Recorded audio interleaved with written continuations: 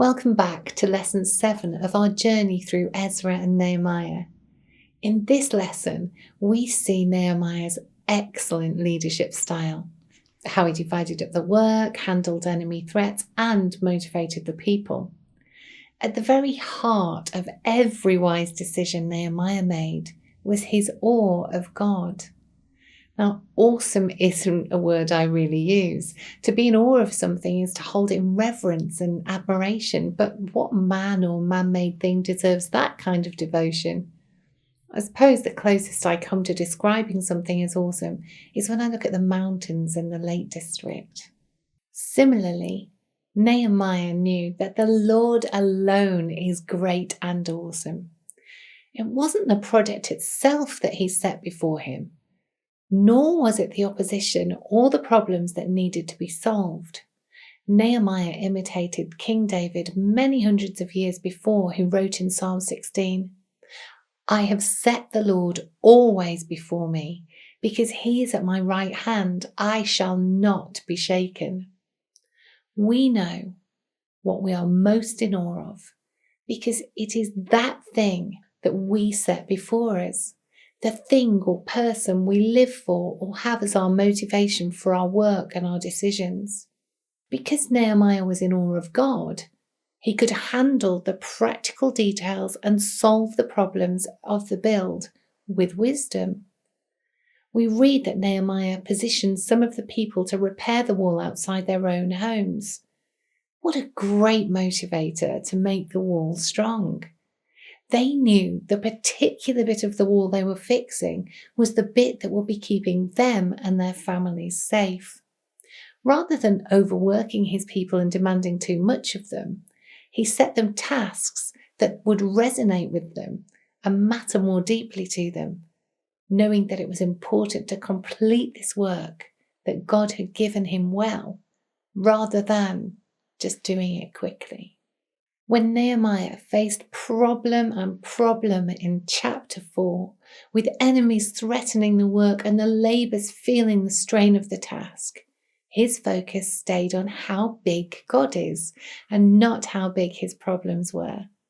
He prayed. He encouraged the people to also set their gaze on the Lord, who is great and awesome, and he took wise, practical action.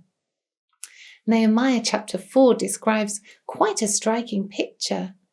The builders working with swords strapped to their sides, while an armed guard watched over them, and a man stood ready to sound the trumpet if enemies were sighted. Nehemiah knew every person needed to play their part well. No area or work and responsibility was less significant than any other, from guarding the families to doing the building work. All of it belonged to God.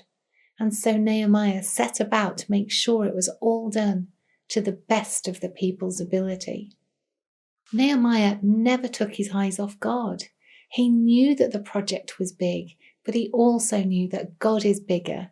It gave him great focus for the work, great leadership for his people, and great confidence.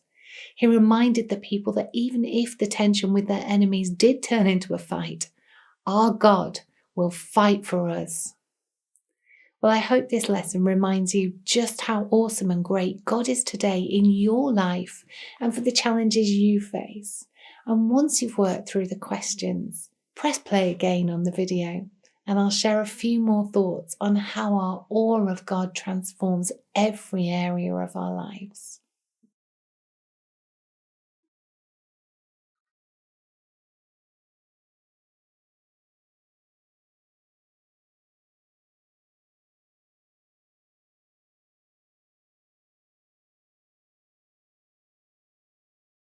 If you have ever tried to work with glitter, you'll know that it's only safe when the lid's still on the container. Once you open up the pot, you'll be hoovering glitter from every corner of your house for the rest of your life.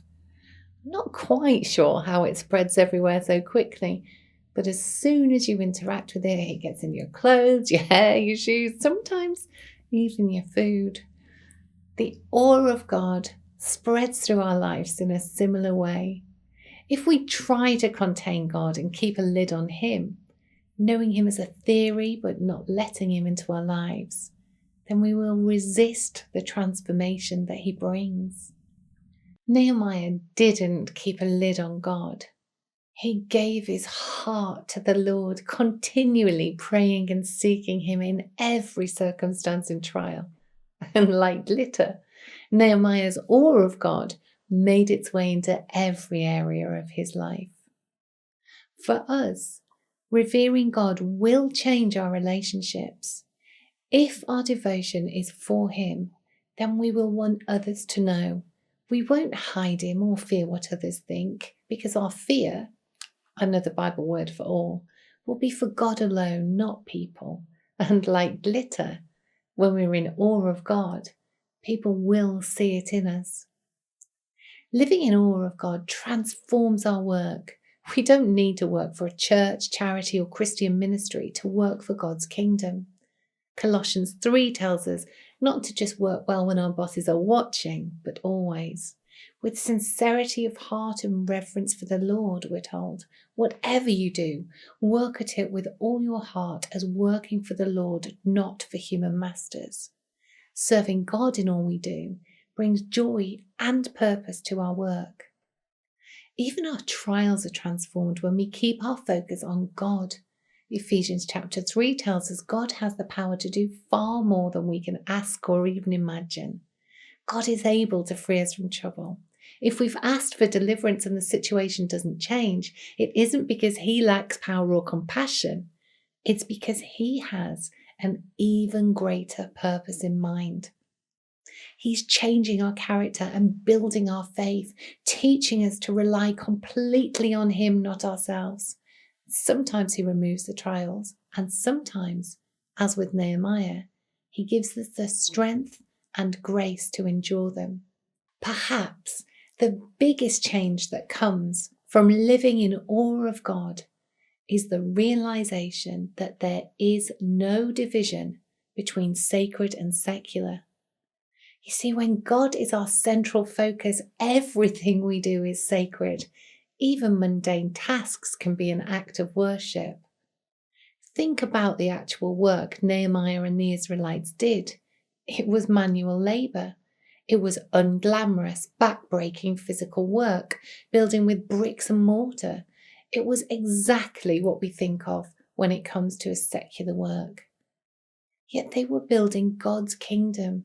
They were working for the Lord with their hands.